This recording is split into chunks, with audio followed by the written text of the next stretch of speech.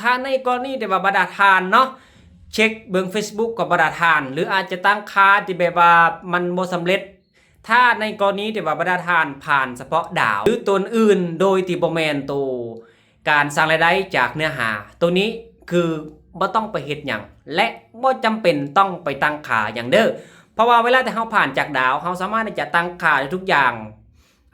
เฉพาะดาวเนาะบ่ว่าจะเป็นบัญชีการทับเงินภาษีต่างๆทุกอย่างนี่แม่นเฮาจะได้จากดาวแล้วมันจะเข้าไปบัญชีตัวนั้นและคือตัวนี้ข้าพเจ้าจะบ่แนะนำเนาะปะหันโลดมีแต่ว่าเฮ็ดดีทำดีประจำสม่ำเสมอเนาะต้องเนื้อหาต้นฉบับบ่เหลืองบ่แดงต้องเขียวเนาะก็คิดว่าเฮาเฮ็ดไปเรื่อยๆมันจะมีโอกาสที่ข้าเจ้านี่จะเซิร์นเพื่อให้เฮานี่สามารถที่จะสร้างรายรับจากเนื้อหาเนาะตัวนี้ตัวที่เฮาต้องการถ้าในกรณีที่ว่าเฮาผ่านการสร้างรายได้จากเนื้อหาตัวนี้ตัวที่เฮาต้องการเพราะว่าตัวนี้เฮาจะได้จากบ่ว่าจะเป็นสตอรี่เนาะวิดีโอรูปภาพเทคเนาะจากการกดไลค์กดแชร์ก็ว่ากันไปตัวนี้ตัวที่เฮาต้องการฉะนั้นสมมุติว่าถ้ามาตรฐานผ่านตัวการสร้างรายได้จากเนื้อหาก่อนอื่นให้เฮานี่ต้องมีแอดมินอยู่ประเทศที่มีสิทธิ์ในการสร้างรายได้ซะก่อนเนาะเฮาอาจจะเพิ่มฝั่งไทยบ่หรืออาจจะประเทศที่มีสิทธิ์อย่างน้อยๆ2คน1ใน2เนาะหรืออาจจะ3คนขึ้นไปและจะต้องให้เขามีการเช็คอินมีการโพสต์ไม่ว่าจะเป็นรูปภาพหรือข้อความในต่างๆก็ว่ากันไปเนาะแบบนี้อันที่1ตัวที่2ที่เฮาจะต้องมีที่เฮาจะต้องเกี่ยมนั่นก็คือบัญชีต้องมีบัญชีเป็นบัญชีประเทศที่มีสิทธิ์ในการรับรายรับจากตัวนี้และข้าพเจ้าอยากจะบอกว่าประเทศลาวจะบ่มีสิทธิ์และจะบ่มีประเทศลาวสำหรับอยู่ใน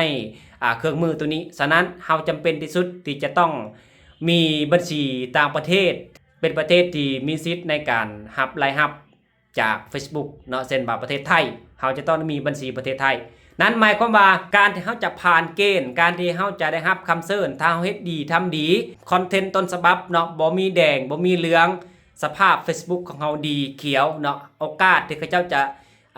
เชิญเฮานี่มีเนาะถึงแม้ว่าเฮาเฮ็ดแบบลาวๆก็มีเช่นกันแต่ว่าขั้นตอนที่เฮาจะมีแล้วครับจากมันหันก็คือเฮาจะต้องได้มี1ละแม่นแอดมินตัวต่อมาก็คือจะต้องได้มีบัญชีในการรับเงินเป็นประเทศนั้นเช่นแบบประเทศไทยหันเนาะเฮาจะต้องได้มีและจำเป็นถ้า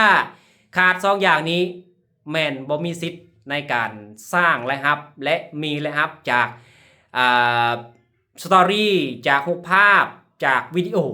และสุดท้ายข้าพเจ้าก็อยากจะฝากถึงบรรดาทานเนาะคือบรรดาทานบ่ต้องไปเชื่อข้าพเจ้าและบ่ต้องไปเชื่อคนอื่นๆโดยที่ทานบ่ลองเฮ็ดเองฉะนั้นบรรดาทานจะต้องได้ลองเฮ็ดเองซะก่อนเนาะมันบ่มีสิ่งอื่นใดที่เฮาสามารถจะได้มาง่ายๆเนาะและบ่มี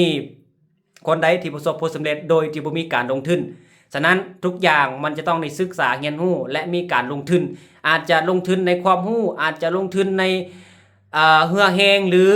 ปัจจัยต่างๆก็ว่ากันไปฉะนั้นอย่าลืมไปว่าก่อนที่เฮาจะได้เงิน100ล้านเนาะเฮาอาจจะเสีย50ล้านหรือบางทีเฮาอาจจะเสีย100ล้านเช่นกันก่อนที่เฮาจะได้เงินพันล้านบางทีเฮาจะต้องได้เสีย500ล้านหรือบางทีเฮาอาจจะต้องได้เสีย